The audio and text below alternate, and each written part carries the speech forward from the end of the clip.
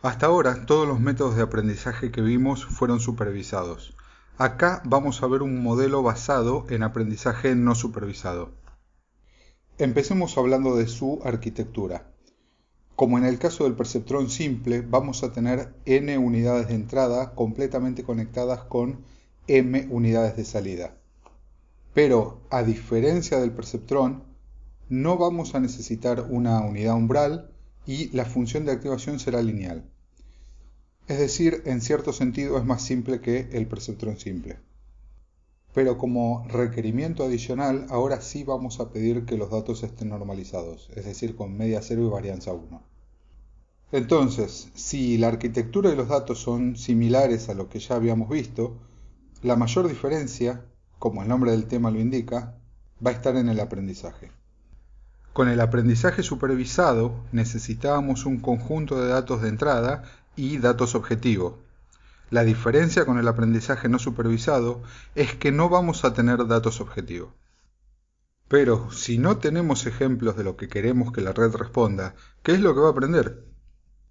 Lo que puede hacer una red en estos casos es aprender a descubrir por sí misma relaciones o patrones en los datos de entrada. Veamos cómo es esto con un ejemplo sencillo con solo dos unidades de entrada y una de salida. Cada punto en la figura representa una instancia de mi conjunto de datos de entrada y representaremos los pesos de la unidad de salida como un vector. En este caso se puede ver que las dos variables de entrada tienen una correlación positiva, es decir, tienen una relación directamente proporcional. Esto es, si una aumenta, es muy probable que la otra también aumente. Lo que esperamos de la red es que durante el aprendizaje descubra esta relación, alineando los pesos con la dirección en que los datos varían más. Esto se puede pensar como que la red aprende un prototipo de los datos, de forma que responde con un mayor nivel de activación con datos parecidos a los que aprendió. Es decir, es como un detector de esta distribución de datos. O también se puede pensar que aprendió a representar los datos en una dimensión menor con mínima pérdida de información, explotando las correlaciones en los datos. Ahora, ¿cómo podemos construir una regla de aprendizaje que haga esto? Ya que estamos hablando de aprendizaje hebbiano, recordemos que el postulado de Hebb decía que si una neurona presináptica contribuye reiteradamente a la activación de una neurona postsináptica, la conexión entre estas dos se refuerza. Esto lo podemos traducir directamente en una regla de aprendizaje. Sigamos considerando que tenemos una sola unidad de salida que llamaremos I sub j. Podemos decir que el refuerzo que recibe la conexión entre las neuronas XY e IJ es proporcional al nivel de activación de la neurona XY, es decir, la neurona presináptica, y el nivel de activación de la neurona IJ, es decir, la neurona postsináptica. Esta es la traducción más directa que podemos hacer del postulado de Hebb a una regla de aprendizaje y probablemente la más sencilla. Y podemos compararla con la regla de aprendizaje que usábamos en el perceptrón simple cuando teníamos los datos objetivos para ver cómo se relacionan. El aplicar reiteradamente esta regla hebbiana a nuestra única unidad de salida tendrá el efecto de ir sumándole a los pesos vectores con la misma orientación que puntos en el conjunto de datos, pero de módulo mucho menor. Con el tiempo, los pesos terminarán orientándose en la dirección de mayor variación de x.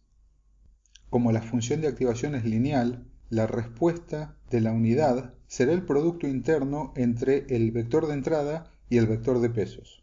Y si recordamos que el producto interno entre dos vectores tiende a ser máximo cuando estos tienen la misma dirección y tiende a cero cuando son ortogonales, podemos ver que el modelo está aprendiendo lo que queríamos. Sin embargo, esta regla de aprendizaje tiene dos problemas. Primero, si tengo más de una unidad de salida, todas van a terminar aprendiendo lo mismo. Los pesos de todas se van a terminar alineando en la misma dirección. Esto hace que no sea útil. Y segundo, si sigo entrenando, los pesos siguen creciendo indefinidamente, lo cual la hace poco práctica. Y aunque para este último problema existen algunas soluciones, como normalizar los pesos al final de cada época, después de cierto número de épocas, o agregar un término de penalización que vaya reduciendo los pesos, A nosotros nos interesa concentrarnos en soluciones basadas en mejores reglas de aprendizaje. Y la primera solución que vamos a ver la planteó Hoja, y que llamaremos regla de hoja simplificada, en donde la idea en verdad es muy sencilla. Si seguimos considerando que solo tenemos una única unidad de salida, y lo que aprende esta unidad es un prototipo de los datos de entrada, podemos usar una estimación de qué tan bueno es este prototipo para hacer las correcciones a los pesos. Es decir, una vez que tenemos la respuesta de la red, podemos usarla para hacer una reconstrucción o aproximación de la entrada y usar la diferencia entre la entrada real y la aproximada para hacer las correcciones. La aproximación x sub i, en este caso, será sencillamente i sub j, el nivel de activación de la salida, por w i j, el peso entre las dos unidades. Y se puede ver que esto es análogo a lo que hacíamos con el perceptrón simple, solo que en este caso estamos tomando la respuesta de la red como dato de entrada y los datos de entrada como los datos objetivo. Es como si la red estuviera al revés. Esto va a evitar que los pesos diverjan, pero solo sigue siendo efectivo con una única unidad de salida. Si tuviera más, nuevamente, todas aprenderían lo mismo. Afortunadamente, Hoja también nos dejó otra regla de aprendizaje con la que podemos considerar m unidades de salida y a la que llamaremos regla de hoja generalizada. La regla de aprendizaje en verdad es igual a la que usábamos en la simplificada, pero vamos a cambiar la forma en que se calculan la reconstrucción de la entrada. En este caso, la aproximación de cada variable de entrada x sub i se hará como la suma ponderada de la respuesta de todas las unidades de salida por sus pesos. Es decir, de la misma forma que todas las unidades de entrada tienen efecto en la respuesta de todas las unidades de salida, todas las unidades de salida también tendrán efecto en la aproximación de la entrada para calcular las correcciones. Con esto no solo estamos logrando restringir el crecimiento de los pesos, sino que también estamos haciendo que distintas unidades aprendan características complementarias sobre los datos. Sin embargo, también estamos perdiendo algo. Con una sola unidad sabíamos que los pesos terminarían orientados en la dirección de mayor varianza. Esto es lo que se conoce como la componente principal y no estoy limitado solo a una, puedo pedir tantas componentes como necesite. A esto se lo llama análisis de las componentes principales o PCA. La regla de hoja generalizada hace que los pesos queden orientados en un subespacio que describe el mismo subespacio que las m componentes principales de los datos. Esto en sí mismo es muy útil, por ejemplo si necesito hacer una reducción de la dimensión de los datos con una mínima pérdida de información. Pero eventualmente podría necesitar un modelo que no solo me diera un subespacio equivalente a las componentes principales, sino que puedo necesitar las componentes principales ordenadas, es decir, que la componente principal me la dé la primera neurona, la segunda componente la segunda neurona y así. Con esto Hoja no nos va a poder seguir ayudando, pero tenemos otra regla de aprendizaje que llamaremos la regla de Sanger. Y como en el caso anterior, la regla de aprendizaje en sí misma seguirá siendo la misma, es decir, las correcciones son proporcionales a la diferencia entre la entrada y una aproximación de la entrada por la respuesta de salida. Y lo que va a cambiar es la forma en que calculamos la aproximación de la entrada. En este caso la diferencia va a estar en que la sumatoria que usamos para calcular la aproximación de x sub i, en lugar de incluir a todas las unidades de salida, solo incluirá hasta la unidad j.